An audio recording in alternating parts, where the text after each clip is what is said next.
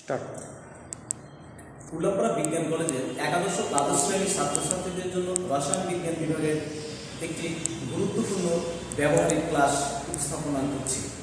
প্রথমেই পরীক্ষণের নাম বলছি। পরীক্ষণের নাম সোডিয়াম কার্বনেটের প্রমাণ প্রমাণের সাহায্যে হাইড্রোক্লোরিক অ্যাসিডের ঘনমাত্রা নির্ণয়। এবারে পরীক্ষণ সম্পন্ন করব। এজন্য পরীক্ষণের বিষয়ে কিছু আলোচনা প্রয়োজন। এক্ষেত্রে প্রমাণ গ্রহণ কাকে বলে, টাইট্রেশন কি, কিভাবে ঘনমাত্রা নির্ণয় করা হয়, এই বিষয়গুলো আমি একটু ধারণা দেব। যাই হোক, পরীক্ষণের নামের মধ্যে আমরা বুঝতে পারছি এটা একটা পদ্ধতির মাধ্যমে নির্ণয় করতে হবে। সেই পদ্ধতিকে বলা হয় টাইট্রেশন। টাইট্রেশনের সংজ্ঞায় যদি আমরা আসি তাহলে বলতে হয় যে একটি উপযুক্ত নির্দেশকের উপস্থিতিতে জানা ঘনমাত্রা নির্দিষ্ট আয়তনের সহিত একটি অজানা ঘনমাত্রা বিক্রিয়া করিয়ে অ্যাসিড দ্রবণ, অজানা ঘনমাত্রা অ্যাসিড দ্রবণের বিক্রিয়া করিয়ে বিক্রিয়ার শেষ বিন্দুতে পৌঁছতে যে আয়তনের প্রয়োজন হয় তা নির্ণয় করে একটি ফর্মুলার মাধ্যমে ঘনমাত্রা নির্ণয় করার প্রক্রিয়া বা পদ্ধতিকে বলা হয় টাইট্রেশন।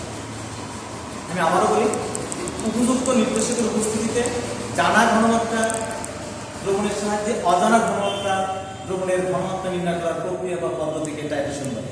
আমি আবারও বলি যে উপযুক্ত নির্দেশকের উপস্থিতিতে জানা ঘনমাত্রার অ্যাসিড বা ক্ষার দ্রবণের সাহায্যে অজানা ঘনমাত্রার অ্যাসিড বা ক্ষার দ্রবণের বিক্রিয়া করিয়ে বিক্রিয়ার শেষ বিন্দুতে পৌঁছতে যে আয়তনের প্রয়োজন হয় তা নির্ণয় করে অজানা দ্রবণের ঘনমাত্রা নির্ণয় করার প্রক্রিয়া বা পদ্ধতিকে টাইট্রেশন বলে। টাইট্রেশন সাধারণত অম্ল বেস, অ্যাসিড বেস বা অম্ল ক্ষার টাইট্রেশন বলা হয়। অম্ল ক্ষার টাইট্রেশনে একটি ফর্মুলা ব্যবহার করা হয়। সেই ফর্মুলা হলো অ্যাসিডের আয়তন এবং ঘনমাত্রার গুণফল তাদের সহগের গুণফলের সমান হয়। যেমন V1 S1 V2 S2 সমান সমান অ্যাসিড V1 S1 যদি অ্যাসিডের আয়তন এবং ঘনমাত্রা হয়, V2 S2 যদি ক্ষারের আয়তন এবং ঘনমাত্রা হয়, তাহলে এর সহগ হবে সহগ অ্যাসিডের সহগ ক্ষারের সহগ অ্যাসিডের হলো ক্ষারের। এখন এখানে সোডিয়াম কার্বনেট V1 হলো অ্যাসিডের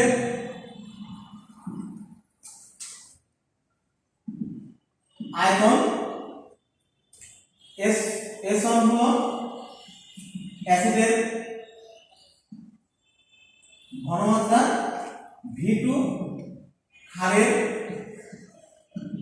আয়তন আর S2 ক্ষারের ঘনমাত্রা। এখানে যে কোনো তিনটির মান যদি আমরা জানি তাহলে চতুর্থ মানটা আমরা বের করতে পারব। এখন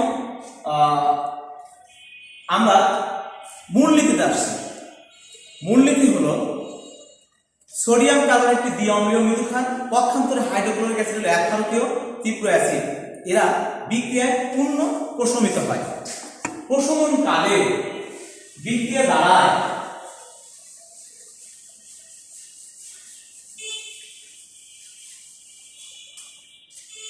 sodium carbonate HCl, sodium chloride, carbon dioxide, পানি। এখন আমরা যদি এর আয়তন এবং ঘনমাত্রা যদি V1 হয়, এটা যদি S1 হয়, এটা V2 হয়, এটা যদি S2 হয়, তাহলে সমীকরণ দাঁড়াবে V1 S1 ভাগ V2 S2 এর সহগ 1 ভাগ 2। তাহলে আমরা V2 S2 সমান সমান 2 V1 S1, S2 সমান সমান 2 V1 S1 ভাগ V2। এই সমীকরণের মাধ্যমে ঘনমাত্রা নির্ণয় করতে পারব। এখন তাহলে আবার একটু বলি, সোডিয়াম কার্বনেট একটি দ্বিঅম্লীয় মৃদু ক্ষার, পক্ষান্তরে হাইড্রোক্লোরিক অ্যাসিড 11 তীব্র অ্যাসিড। এরা বিক্রিয়ায় পূর্ণ প্রশমিত হয়। প্রশমন কালে বিক্রিয়া দ্বারায় নিম্নরূপ। মোলার ঘনমাত্রা অনুসারে আমরা জানি V1S1 ভাগ V2S2 সমান 1/2। এখানে আমরা সমীকরণ যদি আমরা প্রতিপাদন করি তাহলে S2 সমান V1S1 ভাগ V2। এবার আমরা নির্দেশক হিসেবে ব্যবহার করব মিথাইল অরেঞ্জ। আমি আগেই বলেছি যে এখানে তীব্র অ্যাসিড মৃদু ক্ষারের জন্য মিথাইল অরেঞ্জ নির্দেশক ব্যবহার করা হয়, তাই আমরা এখানে নির্দেশক ব্যবহার করব মিথাইল অরেঞ্জ। তাহলে আমি আবার মূলনীতিটা আবার একটু ব্যাখ্যা করে বলি। সোডিয়াম কার্বনেট একটি দ্বিঅম্লীয় মৃদু ক্ষার, পক্ষান্তরে হাইড্রোক্লোরিক অ্যাসিড হলো এক ক্ষারকীয় তীব্র অ্যাসিড। এরা বিক্রিয়ায় পূর্ণ প্রশমিত হয় এবং মিথাইল অরেঞ্জ নির্দেশক হিসেবে ব্যবহার করা হয়। এবার এই পরীক্ষণের জন্য আমাকে কিছু যন্ত্রপাতি প্রয়োজন হবে। এর মেইন যন্ত্র হলো একটি বুরেট। এটা হলো বুরেট, 50 মিলিলিটার আয়তনের বুরেট। এটা হলো বুরেটের স্টপ পট। আবার একটি পিপেট, একটি 2-3টি কনিক্যাল ফ্লাস্ক, ওয়াশ বোতল, কাঁচদণ্ড, কয়েকটি মেজারিং সিলিন্ডার ইত্যাদি। এখন আমরা কি কি রাসায়নিক দ্রব্য ব্যবহার করব? রাসায়নিক দ্রব্য প্রমাণ সোডিয়াম কার্বনেটের প্রমাণ দ্রবণ, হাইড্রোক্লোরিক অ্যাসিডের অজানা ঘনমাত্রার দ্রবণ এবং মিথাইল অরেঞ্জ নির্দেশক। এবার কিভাবে পরীক্ষণ সম্পন্ন করা যায়? প্রথমে একটি 250 মিলিলিটার আয়তনের পিপেট কনিক্যাল ফ্লাস্ককে পরিষ্কার করে নিতে হয়, প্রথমে পানি দ্বারা এবং পরে সোডিয়াম কার্বনেটের দ্রবণ দ্বারা ধৌত করে নিতে হয়।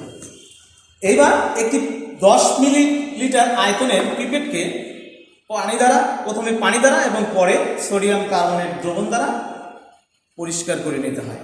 নিয়ে সোডিয়াম কার্বনেট দ্রবণ মেপে নিতে হয়, মেপে কনিক্যাল ফ্লাস্কে নিতে হয়। আমরা সেটা নিচ্ছি। খেয়াল রাখতে হবে যেন সোডিয়াম কার্বনেট দ্রবণে পিপেটের নিম্ন প্রান্ত নিমজ্জিত থাকে। নিলাম, এইভাবে নিব।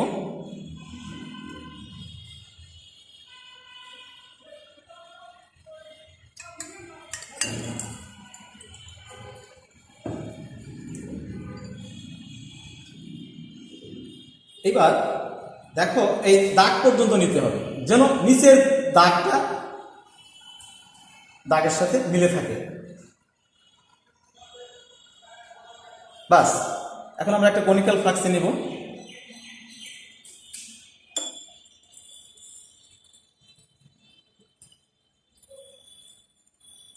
এখন দেখবে কিছু অংশ অবশিষ্ট থেকে যাবে। এইটুকে নেওয়ার জন্য আরেকটা পদ্ধতি অবলম্বন করতে হয়। এটা আমরা এখানে চাপ দিয়ে ধরবো, বাম হাতের তালু দিয়ে পিপেটকে ধরবো, ধরলে এটা সম্পূর্ণরূপে পড়ে যাবে। বাস, যেন খেয়াল রাখতে হবে যেন এটা কনিক্যাল ফ্লাস্কের বাইরে না যায়। এইবার একটি ড্রপার দিয়ে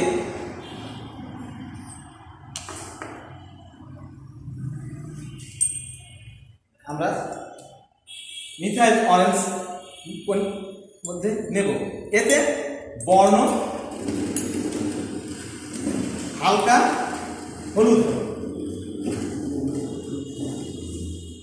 এবার একটি বুরেটকে প্রথমে পানি দ্বারা এবং পরে যে অ্যাসিডের ঘনমাত্রা নির্ণয় করতে হবে সেই অ্যাসিড দ্বারা ধৌত করে নিতে হবে।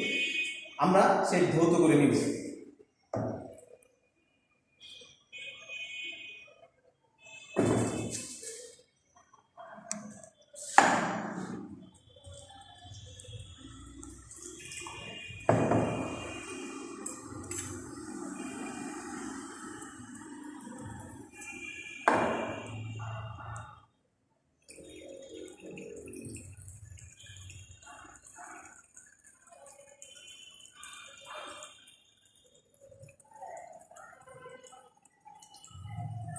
প্লাস। এবার আমরা একটু ফেলে দিই, আমরা আবার অ্যাসিড নেব, যে অ্যাসিডের ঘনমাত্রা আমরা নির্ণয় করব। প্রথমে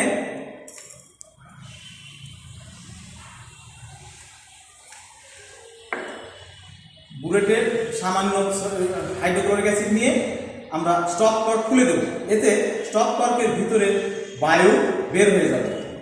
তখন আমরা স্টপ কর্ক বন্ধ করে দিয়ে আমরা আবার হাইড্রোক্লোরিক অ্যাসিড বুলেটে নেব।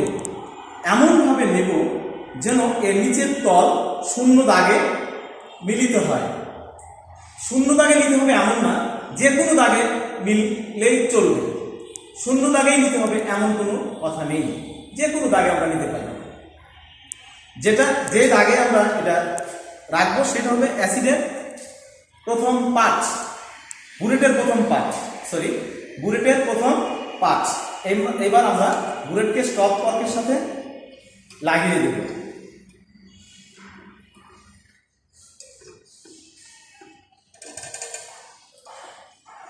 অতঃপর পূর্বের ধারণকৃত সোডিয়াম কার্বনেট সহ কনিক্যাল ফ্লাস্কে একটি বুলেটের নিচে সাদা কাগজ রেখে তার উপরে স্থাপন করব। এতে বর্ণ ভালোভাবে লক্ষ্য করা যায়। এইবার আমরা বুলেটের প্রথম পার্ট আমরা একটা ছকের মাধ্যমে আমরা এটা লিপিবদ্ধ করব। সেই ছকটা আমি একটু দ্রুত তোমাদের আঁকিয়ে দেখাবো, তোমরা একটু সেটা তাড়াতাড়ি আমার সাথে দেখে নিবা।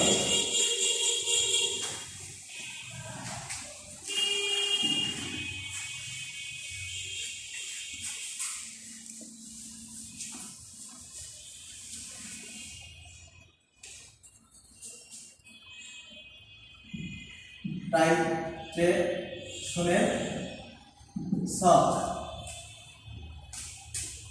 ছকটা আঁকানোর পদ্ধতি হলো এরকম দাগ দিয়ে নিবা।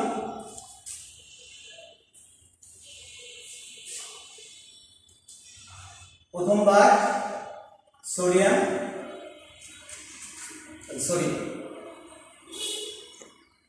ক্রমিক সংখ্যা, তারপরে হলো সোডিয়াম কার্বনেটের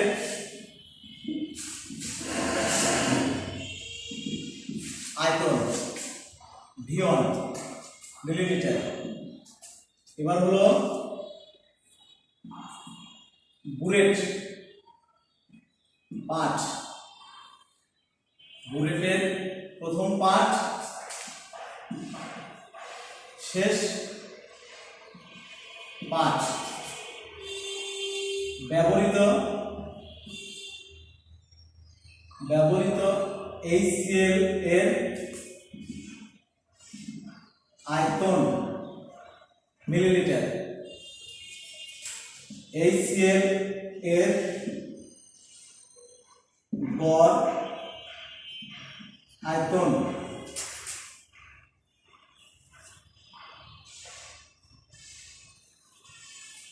HCl এর সোডিয়াম কার্বনেটের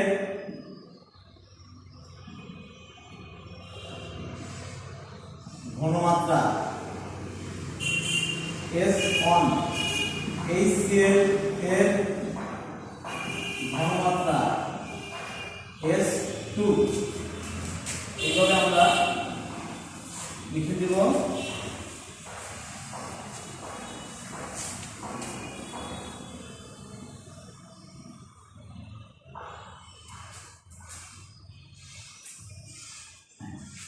পর্যবেক্ষণ সংখ্যা 1, আমরা সোডিয়াম কার্বন নিয়েছি 10 ml। বুলেটের প্রথম পার্ট আমাকে দেখে নিতে হবে। বুলেটের প্রথম পার্ট চোখের সামনে নিয়ে এসে দেখতে হবে।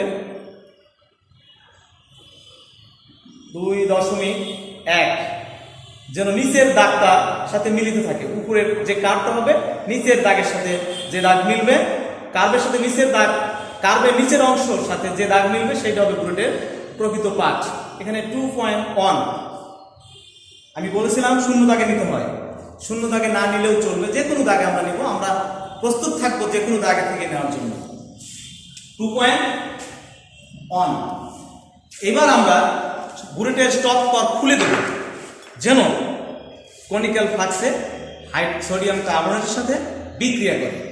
এবার বিক্রিয়ার শেষ বিন্দুতে পৌঁছতে যে পরিমাণ অ্যাসিডের প্রয়োজন হবে তা আমরা কনিক্যাল ফ্লাক্সে দেব। বুলেটটা ধরতে হবে এইভাবে ধরতে হবে।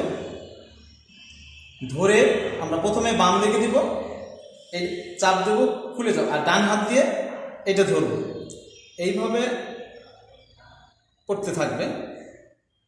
করতে করতে এক সময় প্রথমে আমরা অল্প অল্প করে দেব, ধীরে ধীরে ঝাঁকাবো।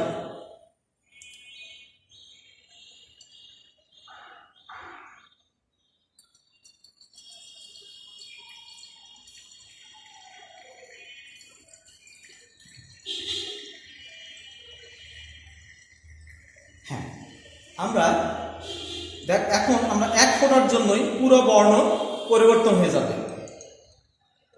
যখনই পুরো বর্ণ পরিবর্তন হবে তখন আমরা এটা ঢালা বন্ধ করে দেব।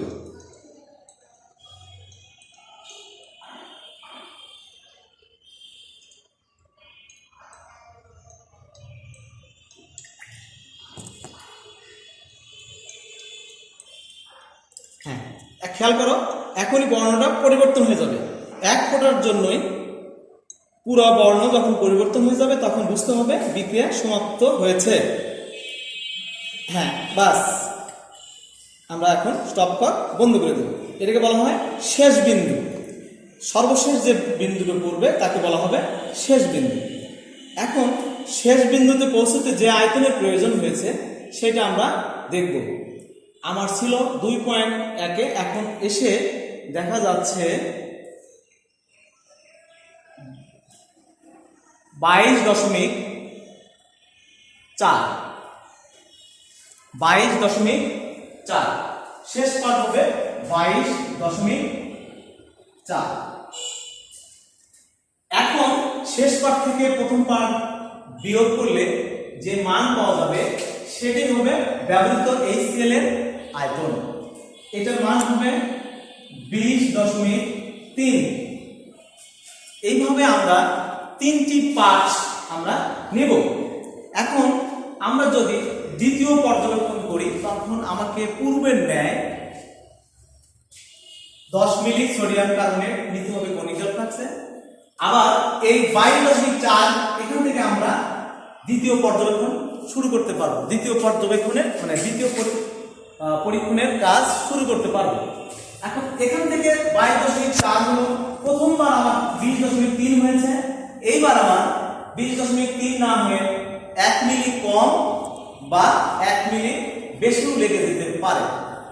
এখন আমাকে খেয়াল করতে হবে কতটুকু কম বা বেশি লাগে। এখন যদি আমার 1 মিলি বেশি লাগে তাহলে লাগবে শেষ পাঠ হবে 42.8। তাহলে এইটার থেকে এটা বাদ দিলে আসবে 20.4। এবার আমরা তৃতীয় পর্যবেক্ষণ নেব। তৃতীয় পর্যবেক্ষণ নেওয়ার সময় আমাকে আবার সোডিয়াম কার্বনেট দ্বারা বুলেটকে পরিপূর্ণ করতে হবে। HCl দ্বারা বুলেটকে পরিপূর্ণ করতে হবে। পরিপূর্ণ করে যে দাগে মিলবে সেটা হবে আমাদের প্রথম পাঠ। তৃতীয় পর্যবেক্ষণে আমাকে অনুরূপভাবে 10 মিলি পিপেট ব্যবহার করব। আবার প্রথম পাঠ আমাকে নতুন করে নিরূপণ করে নিতে হবে। এটা 0 দাগও হতে পারে, 2.1 হতে পারে, আবার অন্য কোনো সংখ্যাও হতে পারে, যেমন 1.6 যদি আমাদের শুরু হয় সেটা হবে বুলেটের প্রথম পাঠ। আমার ব্যবহার করতে যে যদি দেখা যায় যে আমার আরেকটা মান এমন হতে হবে যেন এই দুইটার চেয়ে 1 মিলি কম বা 1 মিলি বেশি না হয়, কোনটার সাথে কোনটার মিল যেন 0.2 না হয়। আমরা কাজ করতে যেয়ে যদি দেখি যে একটু বেশি হয়ে গেল, তাহলে আমার ফলাফলে একটু কম বেশি হতে পারে। যাই হোক, আমরা কাজ করে এইভাবে কাজ করে আমাকে দেখা গেল, যদি দেখা যায় এটা 21.9 হয়, তাহলে সরি 21.9, হ্যাঁ ঠিক আছে, 20.3 হবে। এখন এই তিনটের গড় মান হবে হলো এই সেলের গড় আয়তন। আমরা একবার না নিয়ে 3 বার কাজ করব। আমরা একবার দেখা অনুভবে তোমরা নিজেরাও একবার করবে, পাশাপাশি আর 2 বার করবে, করে এটার গড় নিবে।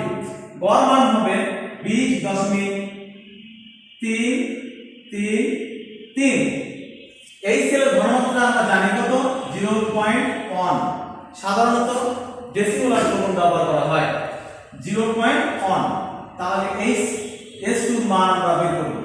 কিভাবে বের করব? আমরা একটা সমীকরণ দেখেছিলাম, সমীকরণ বের করেছিলাম। সমীকরণটা ছিল S2 সমান সমান 2V1 S1 ভাগ V2।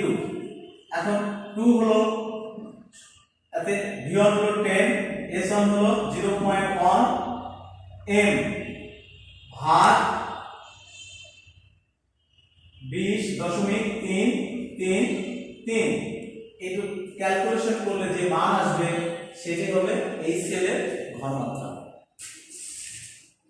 প্রায় এরকম আসবে 0.0998 m প্রায়। এটা ক্যালকুলেটর দিয়ে দেখতে হবে কত মান আসে। যাই হোক, এইটি হলো তোমাদের মান হবে 0.1 m প্রায়। আজকে আমরা একটা প্র্যাকটিক্যাল ট্রাইটেশন, গুরুত্বপূর্ণ একটা প্র্যাকটিক্যাল, যে প্র্যাকটিক্যাল তোমাদের বোর্ড পরীক্ষায় প্রত্যেক বছরই অংশগ্রহণ করতে, মানে বোর্ড পরীক্ষায় আসে, এবং এই পরীক্ষণটা তোমাদের করে পরীক্ষককে দেখাতে হয়। যাই হোক, আমি ক্ষুদ্র প্রচেষ্টা আমার, তোমরা এই কথাগুলো মনোযোগ দিয়ে শুনবে এবং এই কাজটা প্র্যাকটিক্যালি যখন ক্লাস শুরু হয় তখন তোমরা গুরুত্ব সহকারে ব্যবহারিক হাতে নাতে করে রপ্ত করবে, যেন পরীক্ষার সময় তোমাদের ভীতি কাজ না করে। ধন্যবাদ।